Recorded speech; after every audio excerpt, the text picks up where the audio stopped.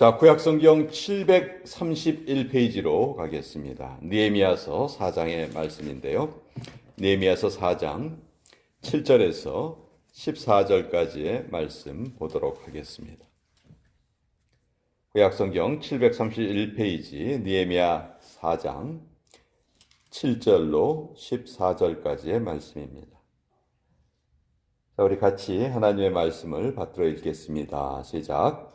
산발락과 도비아와 아라비아 사람들과 암몬 사람들과 아스돗 사람들이 예루살렘 성이 중수되어 그 허물어진 틈이 메꾸어져 간다 함을 듣고 심히 분노하여 다 함께 꾀하기를 예루살렘으로 가서 치고 그곳을 요란하게 하자 하기로 우리가 우리 하나님께 기도하며 그들로 말미암아 파수꾼을 두어 주야로 방비하는데 유다 사람들은 이르기를 흙무더기가 아직도 많거늘 짐을 나르는 자의 힘이 다 빠졌으니 우리가 성을 건축하지 못하리라 하고 우리의 원수들은 이르기를 그들이 알지 못하고 보지 못하는 사이에 우리가 그들 가운데 달려 들어가서 살육하여 역사를 그치게 하리라 하고 그 원수들의 근처에 거주하는 유다 사람들도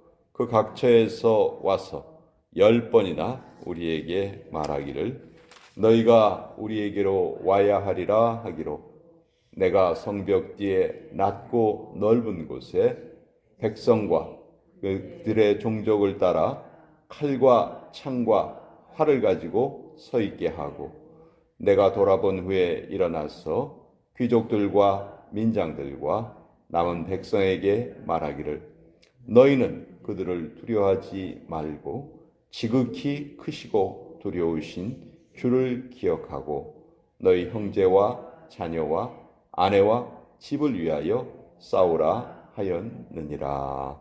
하나님의 말씀입니다. 아멘.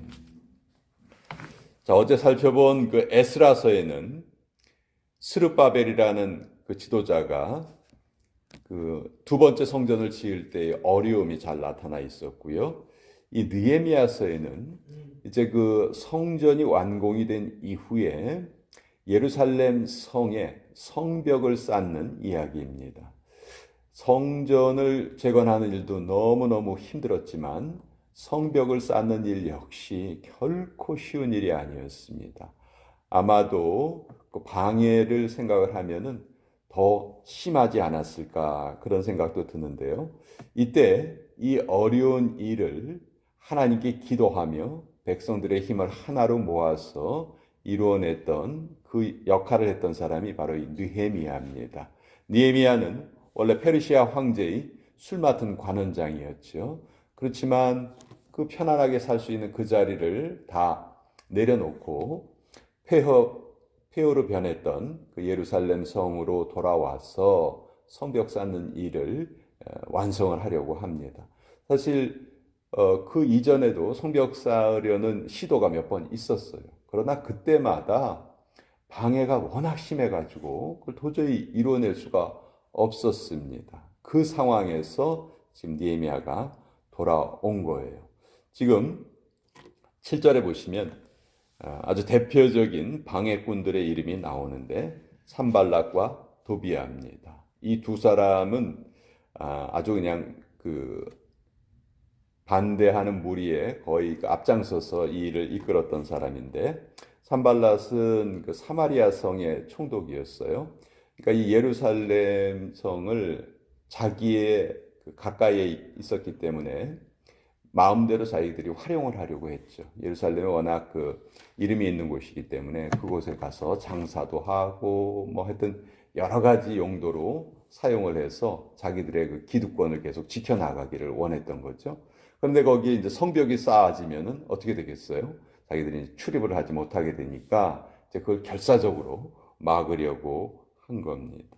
그래서 8절에 보시면 다 함께 꾀하기를 예루살렘으로 가서 치고 그곳을 요란하게 하자 하기로. 자, 지금 성벽 공사가 계속 진행이 되고 있는 중이에요.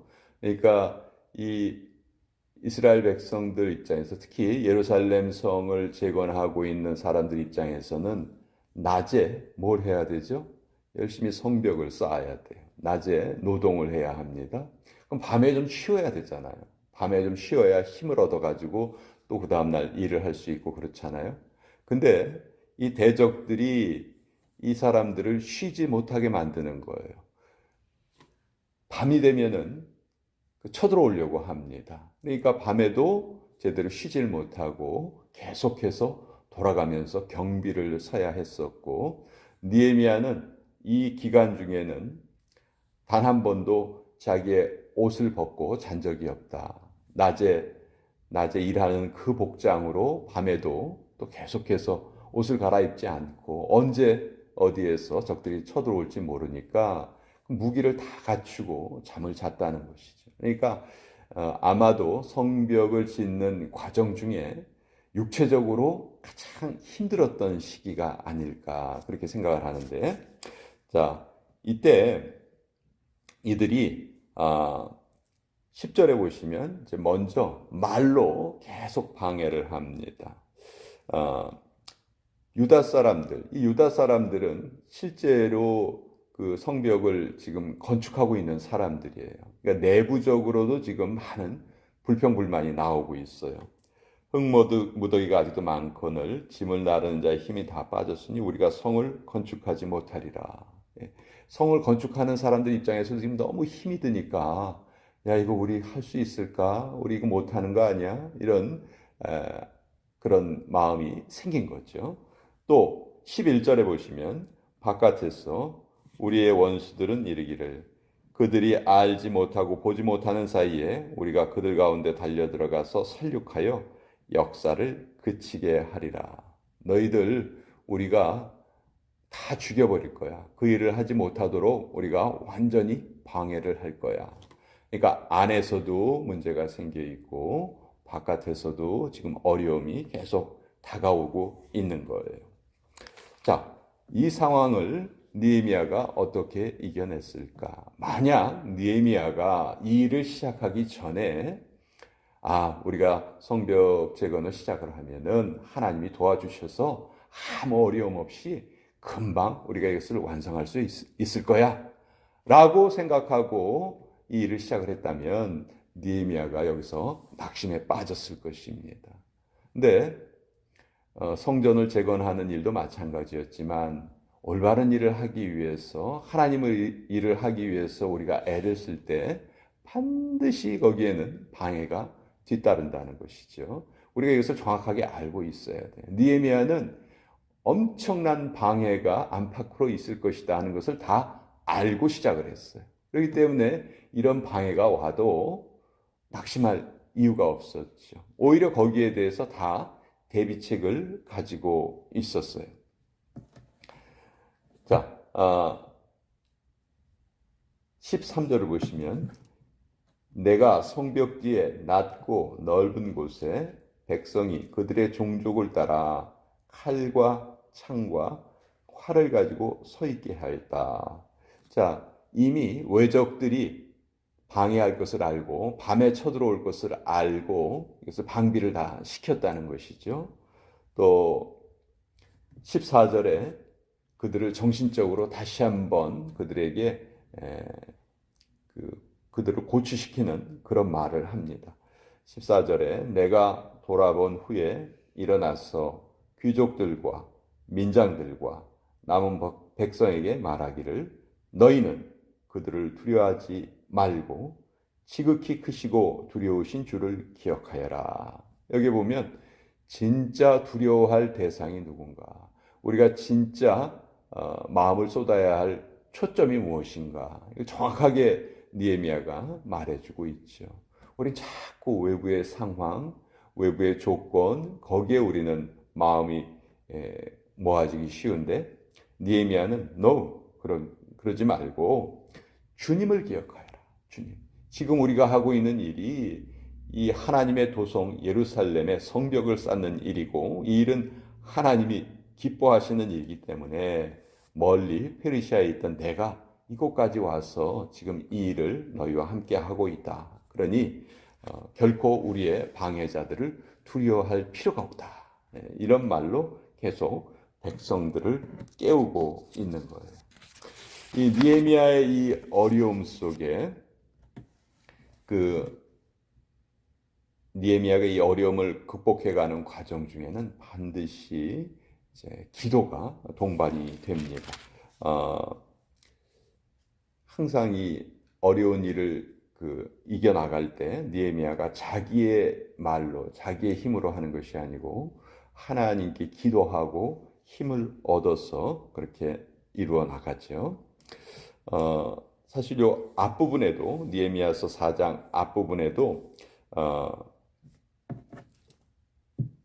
4절과 5절에 보시면 아주 힘들고 어려운 시절에 느헤미야가 어떻게 기도했는가. 4절과 5절에 이렇게 돼 있어요. 우리 하나님이여 들으시옵소서. 우리가 업신여김을 당하나이다. 원하건대 그들이 욕하는 것을 자기들의 머리에 돌리사 노략거리가 되어 이방에 사로잡히게 하시고 주 앞에서 그들의 악을 덮어두지 마시며 그들의 죄를 도말하지 마옵소서. 그들이 건축하는 자 앞에서 주를 노하시게 하였음이니이다. 여기 보면 느헤미야가 하나님께 기도할 때 우리의 대적들을 하나님께서 막아주시옵소서. 왜 막아달라고 기도하냐면 그들이 하나님을 노하게 했습니다. 지금 그들이 하는 일이 하나님에게 올바른 일이 아닙니다. 잘못된 일을 하고 있습니다. 그러니 하나님 저들을 벌하여 주시옵소서. 이렇게 간절히 기도하고 있는 것이죠. 자, 이 모습은 뭐냐면요. 여기 느헤미야가 우리가 이렇게 생각할 수 있죠. 왜 방어만 하고 있지? 적들이 쳐들어오기 전에 이미 여기서 먼저 좀 준비를 해서 먼저 쳐들어가면 그 적들을 다 먼저 물리치고 그렇게 그 후에 성벽을 세우면 훨씬 더 쉽게 할 수 있지 않을까? 우리 그렇게 생각할 수 있죠. 근데 느헤미야는 그 방법을 쓰지 않았어요. 왜 그 방법을 쓰지 않았을까? 여기서 적들과 싸움을 한다는 것은 느헤미야가 생각하기에는 이것은 인간적인 나의 생각이다. 이렇게 생각을 했던 것이죠. 그래서 이 일은 지금 하나님이 기뻐하시는 일이기 때문에 반드시 하나님이 우리를 도와주실 것이다. 그리고 방어만 한 거예요. 살육을 하기 전에 하나님께 먼저 기도하고 그들에게 복수를 한다든지 싸우기보다는 무릎을 꿇고 하나님께서 온전히 다 지켜주시기를 기도를 한 것이죠. 이 느헤미야서는 우리가 하나님의 일을 할 때, 신앙생활을 할 때, 또 우리의 일상생활에서도 마찬가지죠. 우리가 선한 뜻을 품고 일을 해 나갈 때 반드시 우리에게 방해가 뒤따른다 하는 것을 우리에게 다시 한번 일깨워 줍니다. 그리고 보통 일반적인 상황에서는 그 방해 때문에 무릎을 꿇거나 그 일이 중단이 되거나 내 생각이 바뀌거나 그렇게 되는 경우가 너무도 많은데 그거는 사탄이 가장 기뻐하는 일이겠죠. 그래서 우리가 신앙생활을 해 나가는 일에 특별히 하나님이 기뻐하시는 일을 하기 위해서는 반드시 방해가 뒤따른다. 이것을 늘 머릿속에 생각을 하고 그 방해가 뒤따를 때 내가 나의 힘으로 그것을 대적하려 하지 않고 하나님께 기도하고 하나님이 그 일에 개입해 주시고 역사해 주시기를 바라면서 살아가야 한다 하는 것을 가장 몸으로 가장 잘 보여준 역사적으로 가장 잘 보여준 인물이 느헤미야가 아닐까 저는 그렇게 생각을 하는데 오늘도 이 느헤미야서의 말씀 같이 나누어